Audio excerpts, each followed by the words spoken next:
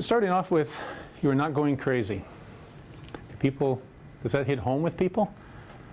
After you came here and perhaps get some more information, people sit there and go, it's good to know that there's really something going on, and it's not because my brain's going crazy, it's because actually have an injury and there's some other things going on that's starting to make sense to me when I came here and talked to people. Hopefully. And hopefully during the sessions you've been able to get a little bit more information. So because we don't want people thinking that they're going crazy. So we're going to talk about these things. People feeling frustrated. If you don't put up your hand, I know you're not listening to me, because you can't be not frustrated, right? Anger, sometimes. We all have it. It's how we display it is the concern. We'll talk more. Irritable. Yeah. Not your old self. People would agree with that? Yeah. Feeling down or depressed? At times, perhaps? And the last one, anxious. Two of the biggest ones after a mild traumatic brain injury or concussion, depending on how you were told, is anxiety and depression. Do you see yourself, or do others say that you get a shorter fuse? Or do you feel it? Some people are smiling, so I know that's right. Are you more easily upset now than before? Because as I said, frustration, you got to be feeling that, right? Situation is different. Pain, headaches, those kind of issues. The challenge with that sort of thing is looking at triggers. What can set people off? I'll give you a couple. People will say loud noises. If I feel startled, I feel really like I can get angry really quickly. Somebody else described when their lovely kids come through the door and there's two of them, they come running up, "Mommy, Mommy," or "Dad," and there's just too much information coming at you too fast, kind of feel overwhelmed. And you don't want to be mad, but it's just too much. Maybe say the wrong things. So with anger, looking at triggers, if you recognize what some of your triggers are, trying to be aware of, this is a situation that can set me off. Going into busy places, Walmart, Costco on a Saturday around noon, I could set many people off, right? So if you're prepared, you prepare yourself. If you have to do it, you prepare yourself before you go in so that you can tolerate it a little bit better. The other thing we talk about is the signs. Recognizing, if you look at an anger ruler, is what we call it. So you have 0 over here is where you're really calm, and over here you have 10, which is when you're yelling and screaming, hopefully not punching walls and that sort of stuff, but some people can. And somewhere in between, we're looking at where are we in that ruler. So you look at 2, 4, 6, and usually 8 is where I look at. So 2 and 4 is kind of like where most of us are most of the time. Pretty relaxed, not really bothered by too many things. I can drive home, I can get to a 6 when somebody cuts me off, or I look at the guy behind me and I can see him and I can't see his car because he's so close to me from behind. That can get me a little irritated, and I can feel myself going up to a 6. And recognizing what you feel like at 2, what you feel like at 4, 6, and 8. At 6, my kids were laughing at me because I'd probably be saying something in the car and they're like, "Who are you talking to?" "I'm talking to the driver up there." "Who I'm talking to? We can't hear you." It doesn't matter. It helps me to release what I have going on. I don't chase them down. I don't yell and scream out the window or anything like that, but I just want to get rid of it. So you recognize what that feels like. So some people would say, if I'm at a 6, I feel like I'm walking around like this. I feel I'm clenching my fist. I can feel warm. That's not a good feeling. You want to say, I got to do something about that. I'm not the person I used to be. People would say, I used to have lots of energy. I'd go to work, I'd come home, I'd go to the gym, and now I'm pretty much seem to be at home all the time. And I cry at the drop of a hat, and all kinds of other things, and that's not who I am. Right? So a lot of people would say, how do I adjust to this? And I have a client that I've worked with for a couple of years. She said, do not use that word. You can't use the A word with me. Because she said, I won't adjust to that. I won't adapt to that. And it's hard. It's like, I don't want to give up what I used to be. And what I guess I'm talking about when we said not your old self, is it's hard. You don't want to compare yourself to the old self. Not now, anyway. Right? Because it's too easy to go back and go, oh, I used to. And what does that make you feel? Spirals you down pretty quick, I would think. And when you get to depressed, you go, yeah, I'm depressed. But You start thinking about, I can't do the things I used to do. And I always want to put the caveat that you can't do the things you used to do now. Right? Because before all of this happened, I use my example, and when I was in my 20s and 30s, I used to run pretty good. And now in my 50s, I'm not quite as fast as I used to be. I wish I could, but I'm not. You know that lovely graph that says as we get older, this is what happens. So it happens to all, we change all the time. The problem after the brain injury, it changed like that. And it seemed to go down like that pretty quickly, right? Hopefully it leveled off somewhere. And now what you're trying to do is get back up. People agree with that? So we're not saying you can't be like your old self, just not now.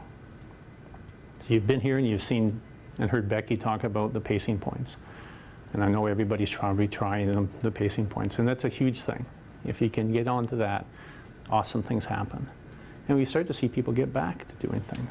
One of the key things to remember here is natural healing is going on. We can't do anything about that. There's no medicine that will, you take the right pill and it's going to change your brain and it'll be back to where it was before. But we talk about letting natural healing happen. So 3 things you can do is getting good sleeps, which is often a problem for people, eating properly, and getting some form of exercise. And that could be different things for different people. And we have some people that have been triathletes and all kinds of things, and they're going, I want to be back to where I was. We might be talking about going for a 2-mile run, not a 10K run followed by, you know, or whatever, a swim, bike, and run. We might be talking about just going out for a 2K run. And that's moving in the right direction. Will they ever get back to doing what they did before? We can't say that. So I don't have the answer. There's no crystal ball that says, Kaylee, I know you're going to be this in, you know, 6 months or whatever. What we want to say is, let's get it so that your brain is not in that red zone with the activity. Give your brain a chance to heal, and then we're going to see what we can do. And what we give you is strategies to help stay out of that red zone and be able to do more things. So hopefully that's working for some people, because nobody wants to be in there, right? That, if you remember in triage, we talked about those little curves, and most people would go, yeah, I'm in that red zone pretty regularly. We don't believe that you're healing well when you're in the red zone. And you've got headaches spiking up to, people say 8 and 10, or I've heard people say it feels like a 12 out of 10, or I wish I had a, you know, migraine because it feels so bad compared to what I have now. Can't imagine what that would be like. You're not healing when you're in there. So we can get you out of that, then we can look at what is your new self going to look like. We talked about accepting or adjusting to the new you. It's a challenge. We talk about grieving some of the things that you can't do. I don't know if anybody's at that stage yet. Probably fairly early on for most of you. But we had a couple people that are 2 years, 3 years, and they're going, will I ever get back to work? Or they've been put on long-term disability and their employer is not thinking they're going back to work. So you really have to go through a grieving process at that point in time. And that's hard to do. But setting new goals, that's really important to do. Becky would have talked about that, I think, when she talked about it. Small goals. We like to see success, right? When you come in and say, me, I'll ask you, what's good things that have happened in the last 2 weeks? You'll sit there and go, I don't know. If I ask you bad things, you rhyme them off, right? We're all good at that. It's a Canadian way. We never brag about ourselves, right? But I want to hear, what's your plan? I want to be able to, for this person, the lady I talked about, she goes, I want to be able to run around my block. One gentleman, his goal was to walk for 30 minutes, part of that on a beach. He started off, and I think some of you have heard the story, he walked basically the end of the driveway and back, about 4 minutes. That's all he could really get out and do before he had symptoms. In 3 months, he's walking 30 minutes, he's doing it. I talked to him now, it's over a year past, he's walking that and more a couple times a week. So it just took little steps. Because most of us go, what's the use of putting my shoes on to walk down the end of the driveway and back? And his cat used to walk with him. I thought it was really cute. You know, that's how far he walked. And now his cat stays home, obviously, and sleeps, and he goes out for this half-hour walk, and his wife goes with him, and he has a great time. So it's all about little steps. You take too big a step, you often get setbacks, and what happens when we get setbacks? We don't try too many times, right? You don't want to hit that wall too many times. You don't want to do it again. So we're talking about feeling down. I don't always mean depression, right? It doesn't have to be clinically depressed. Just feeling, as many people would say, I feel depressed. I mean, you don't have to be a doctor to say, but you feel sad. You think you might be depressed. teary at times. That hits home with people. Hopefully not wanting to stay in bed all morning or all day. Because if this is happening, then you need to go see somebody. Go see the family doc for that reason. Because that's getting into where you might be into depression. So ensure you consult with the physician. You need to reflect on the situations. I know people will say, I'm not saying that everything's positive and you don't look at the fact that there's negative stuff going on. People will talk about having a period of time, maybe a couple times a week, where you sit there and look at the reality of the situation. Have a box of Kleenex beside you, have a good cry. But it's not worth spending all the time thinking about the negatives. You have to somehow think about what's a positive thing that's happened. For this guy, he walked the end of the driveway and back a couple times. And then he walked a little bit further. So he was able to see that change and go, yes, I'm moving in the right direction. No, in a week he might have done that, and then he might have had 2 or 3 days where he couldn't do it. If he decided to walk farther than that 4 minutes, his symptoms would kick in and he might have to go to bed at 2 o'clock in the afternoon and wake up the next day. So if he dwelled on that, why bother walking? But he said, but I've been able to go a little bit farther, so I just got to back up and start over again. And in 3 months, like I say, he was walking 30 minutes. So finding positives is important, not to deny that there's negatives out there. I'm not trying to say to you, make this world into a nice little rosy reality, because it's not. No part of this is. But it shouldn't be all doom and gloom either. So setting small, achievable goals, right? You're going to hear that more and more times. Pat yourself on the back. People do that. Most people don't. It's again the Canadian way, right? Don't do that. Don't praise ourselves. We need to. It's really important to do that. If you can say, I've got 2 days in the green zone, yes! That's worth a couple of fist pumps, isn't it? To think that headaches have been down to a 3 or a 4 rather than a 6 or 7. Wouldn't that be awesome to have? That's worth being proud of yourself. You've done something right to be there. Maybe you can't figure it out, but whatever it is, see if you can keep doing it. Talk for a minute or two, alcohol and illegal substances. We here will say to people, do not drink alcohol after an injury. The research has shown that it slows down recovery. I often say to people, what happens when we have a brain injury? We talk about balance isn't the best. Judgment isn't the best. What happens when we drink? Balance isn't the best. Judgment isn't the best. Why would you drive a car after having too many beer, right? Or anything. And you say to people, what's the worst thing that can happen after you've had a concussion or mild traumatic brain injury or brain injury overall? What's the worst thing? And having another one. Yeah. The worst thing you can do in the situation you're in now is to have another one. Right? The worst thing you can do. If you think this is bad, you're going to be another step backwards for sure. And unfortunately, people will tell us that it's like your head's a magnet. How many times have people had things fall out of nowhere, right? Almost out of the sky. We had one lady, she goes, my husband was in the cupboard getting his coat. I go in the cupboard and a box falls on my head. What's the luck of that happening? And of course, that sends all kinds of symptoms to the roof. And for her, it meant a couple of days of trying to recover from that kind of stuff. It's like a magnet. So when you get in the cars, we always say, put your hand on the door and duck in underneath. Because you don't want to hit it. So again, when you have substance, typically alcohol, marijuana is another one. Although people will argue with me, I know we've been looking at more and more of the research that, well, marijuana helps people. It does, certainly for pain it does, and spasticity and a few other things, but I haven't been able to read anything that says if I take marijuana and I smoke whatever times a day, I feel better and I'm recovering better. You might feel better, I guess, they could argue that, but not getting better. There has been some studies with alcohol, more in the severe, moderate and severe injuries, that it can lead to seizures. So we would tell people in the inpatient program, don't drink for 2 years, at least 2 years. And even after that, if you don't have to, if you don't really feel the need, it's better not to. That usually shocks people. We've had a couple people that have left inpatients, 2-year mark, they call us up, I'm at the bar. Good for you. We'll see you in a couple of weeks because you'll be back on the inpatient program. Right? That's, you know, I'm not trying to be mean, but it's the reality's there, and it doesn't make sense. So what can we do? What can you guys do? become informed. So you guys come into this group, hopefully we're giving you good information. You came to triage, hopefully we gave you some good information there. Right? And keep looking for that. In your package, and in the package you got at triage, there's some websites that we found are good websites if you're interested in looking. The Survivor and Family Education series, which we run, you have a piece of paper in there, and we also got it at triage.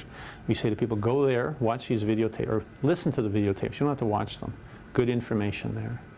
And it's not just the staff that are doing this, there's some outside people as well. We've had a psychologist talk about sleep. We had a psychologist talk about pain. So it's really good information, and we've kept it, and it was 3 years ago now they presented, so it's always there. So the more information you can get from good, reliable sources is important. Communication is huge. You spoke up about your daughters, or teenagers, I don't know if they're daughters, and their questions. I think all of you saw it in the package we gave at a triage, and I've attached it here, is 9 things not to say to somebody with a brain injury. Frame that, give it to them, make 1,000 copies, wallpaper their wall with it, right? And Lost and Found, what brain injury people want you to know. Those are huge things. Thank goodness the authors for both of them have given us consent to give out, because I think it's so powerful that, you know, you're looking great when you're coming back to work. You know, I heard you were running, you must be ready to come back to work. What? I run? I ran around my block. You know, so those kind of things can be hurtful. Why don't you try hard enough? You just pull yourself up by the bootstraps, right? How many people have heard that? You look great, right? You look great. Are you coming back to work? I mean, most people do not have outward scars, luckily, right? If they do, under their hairline, it's covered. So most people don't know. And most injuries heal. You break your leg, typical process you go through. People can tell you this many weeks, unless you're a hockey player, and you do it in less, and you get back to playing and doing whatever. Right? But that's not the case with a brain injury. If everybody in this room told detailed stories, I can guarantee you that no 2 brain injuries are alike. There's commonalities all over the place, but they're nothing alike. And that's a challenge for us working with you, but it's a challenge for you too, because you're trying to figure out how to do this, and we don't have the answers. They had a conference back last spring, I think it was, here in town. Or last November, I guess it was, sorry, called See the Line, and they had experts from around London and North America. And a lot of the questions were raised, and the answer to most of it is, we don't know. I mean, the good thing about it, unfortunately, because of 2 wars, Iraq and Afghanistan, there's been millions of dollars out of the States paid to do more research in brain injury and mild traumatic brain injury. A lot of the soldiers were injured from blasts. Similar results happen from that, and so there's a lot more research being done. Tends to be more on identifying or diagnosing the brain injury rather than finding a solution to how we can help get you better, but there is research being done. And we're trying to do that here. We've got a couple of studies going on to, I think some of you may have tried the weighted vest that we do with people, so one person has one on. And you know, there's benefits to that. We're trying to prove why it works so that more people can do it. And some people look at us like we're crazy when we talk about it, but we go out, talk to some of these people. They make a difference. It does make a difference. Same with the tape on the glasses. I saw a couple of people that were doing it. Makes a difference. There is some research, but we're trying to see if we can add to that so we can encourage more people to do it. More doctors to be willing to do it, more therapists to be willing to do it. One lady that lives up north, she said, unbelievable how many people now call her because they heard that she had an injury and my daughter had this, or my son was playing hockey and he did, can you help him? And she refers them to us or sends good information to them or whatever. But often people have no concept of this until we had, as we call it, the Crosby Effect, right? Once you get hurt, you know, Maclean's magazine did what, at least two full-page or multiple-page articles on him. Any of the sports magazines would have had lots of stuff on him that talked about it, right? So it's brought it a little bit more to attention to the public. There's been more articles in the medical journals about it. There's still a lot of debate about whether it's all psychological and whether it's all something else or a mixture somewhere in the middle. Nobody knows that for sure. Talking to others is key. Open communications, we talked about that already. It's finding somebody that wants to listen. Because for many of you guys, you don't want, there's no answer out there. You've already come to us and quote unquote the experts, and we often don't have the answers. You just want people to listen to you. Wouldn't that be important to people? Rather than, I mean, that's, unfortunately everybody thinks they have to have an opinion. Remember that not all problems you face are related to a brain injury. I'm talking to a gentleman today and he's telling me something, I'm going, I do that. I don't do it maybe as often as he does because of his injury, but we make mistakes. Right? Do people make mistakes before? Once in a while? Right? So I think it's important that we're never going to do things perfectly. So if we beat ourselves up all the time and go, oh man, how could I miss that? I read that over 3 times. I go, I've handed in papers I've read it 6 or 8 times and I still find a mistake when it comes back. So we're not ever going to be error-free or mistake-free. So setting those kind of expectations is, the bar is way too high. And it doesn't make sense to do that.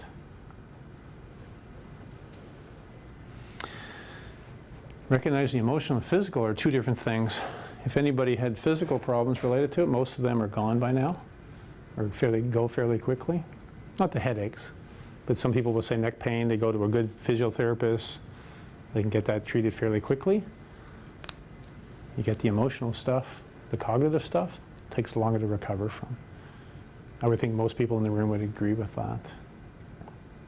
So find ways to reasonably evaluate your situation. And so I say, come to see me, I'll ask you. We'll evaluate every time I see you. I think it's important. We have to see that we're going forward, that we're in the green zone for 2 days, that something's different. The idea of setting small goals makes this easier. We don't set any goals, it's like, well, I'll just see if I'm better. Better compared to what? I want to be able to feel I can walk around the block, walk to the end of the driveway, be able to read 3 pages in a book that I want to read.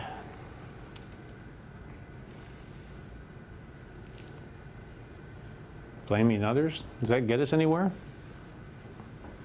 Do people do it? I think we would say we did it before, right? We do it now. It doesn't improve our situation. I think sometimes it can make it worse, right? Gets back into that whole negative spin we can do with ourselves. What does that do? Spirals us down, right? And you got to get yourself out of that pit, and that's a hard thing to come out of. So ways to relax. I've given in the sheet YouTube, wonderful playing. Anything you want to find is on YouTube for sure. I don't know if anybody knows about progressive relaxation. What it is it's basically people talking you through how to relax your body. So typically it starts at your feet, and you'll talk about clenching your toes really tight, hold, and then release them. And then somehow trying to hold your feet really tight, clenching them and releasing. Your whole body goes through that process. I did this with a young lady that I was working with, and she took it home and showed her mom. And she has a younger sister, and the 2 of them, I guess, are quite rambunctious when they get going. And the mom said, get out of the kitchen. I'm trying to make supper. Just go somewhere. So they both went upstairs, and they decided to try one of these progressive relaxing. Got on YouTube, downloaded onto their little phone, whatever it was. And the mother said, wow, it's awful quiet. I wonder what's going on.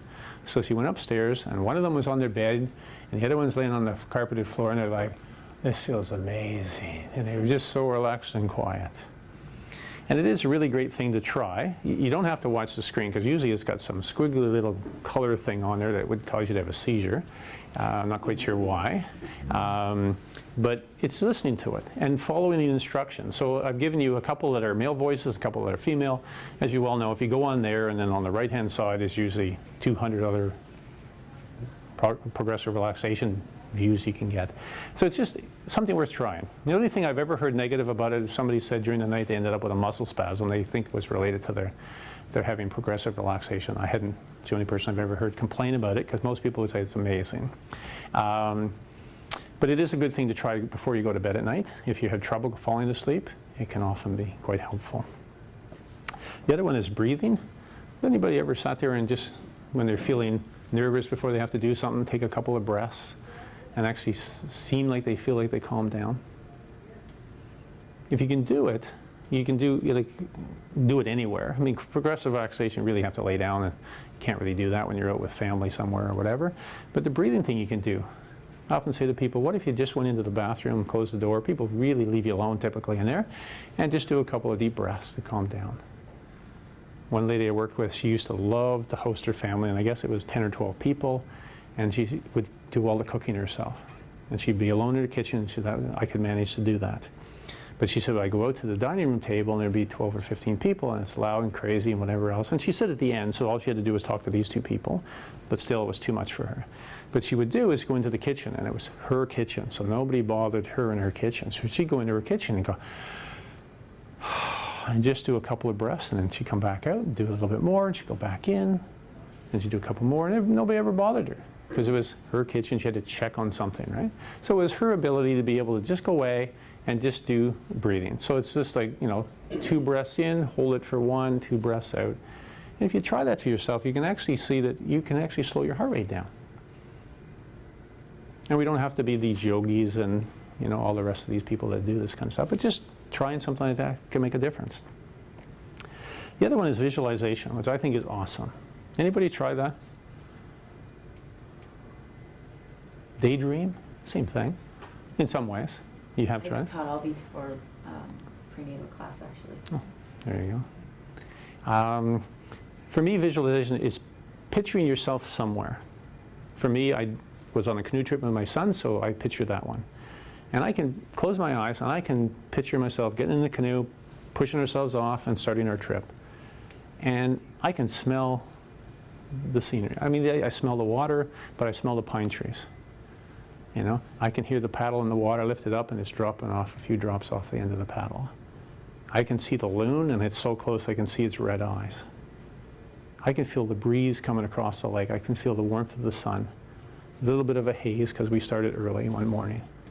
I can do all that. If I'm doing all of that, how do I think about or remember what was bugging me over here?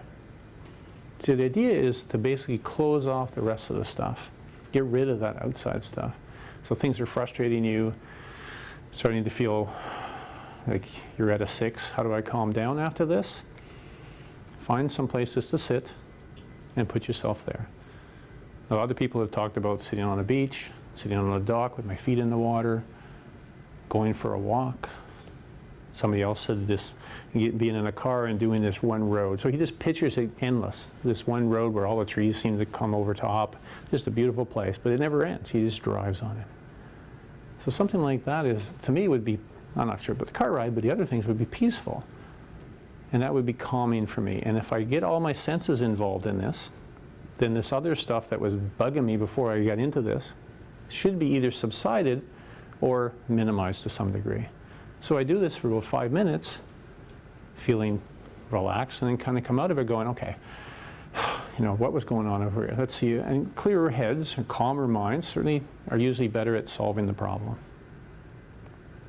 So it's something worth looking into if you want. And recognizing how you're feeling. We talked about the anger ruler. So having a plan as to what to do. If I'm going to that 6 on the anger ruler, I've got to do something. 8's not a fun place to be. Breaking knuckles on walls and yelling at people and then having to go back and apologize. Not a lot of fun. So we don't want to be there. So we need to catch ourselves at 6 for sure and do that, this, or this.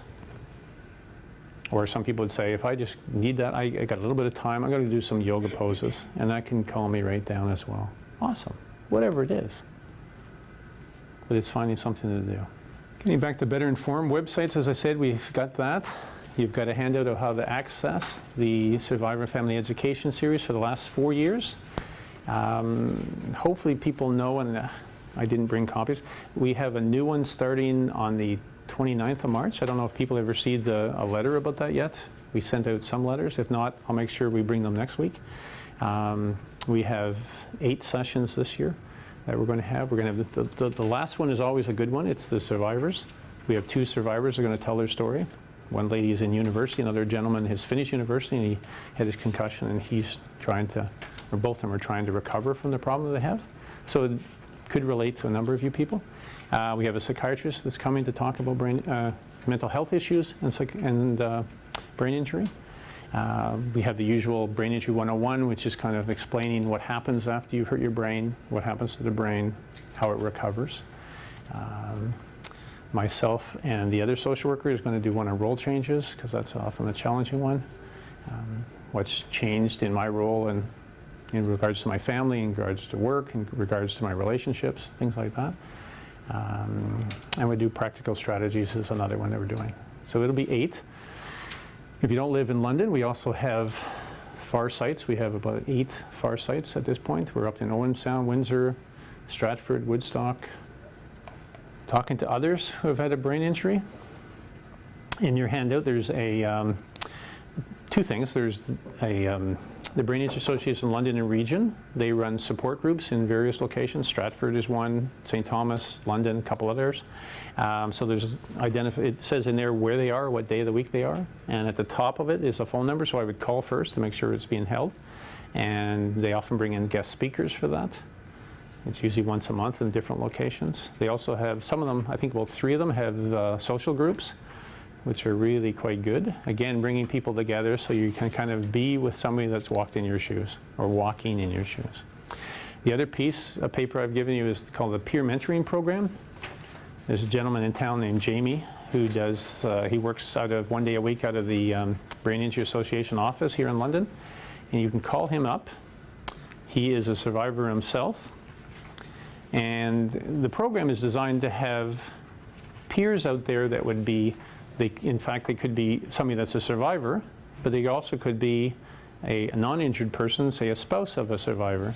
So it gives you a chance to, if your spouse is saying, I'd really like to talk to somebody that is in my same situation, they can try to link them up with that. Now, it could mean you're talking to somebody in Thunder Bay. It's a matter of still getting somebody that can relate to your situation. So he tries to match you up with age and you know, activities that you like to do and stuff like that. So he tries his best to match it up, and in most cases it works out quite well. If it doesn't, just give them a call back and they look at finding you another peer. The other thing is we always want to make sure that people know that once you've recovered, go down the road, it's often nice to think of maybe paying back. So being a peer mentor yourself so that you can then help somebody else that's on this same journey, but maybe just doer in the journey. As I said, we have, that's the things there, the link to the Brain Injury Association is there. That's the end of my talk.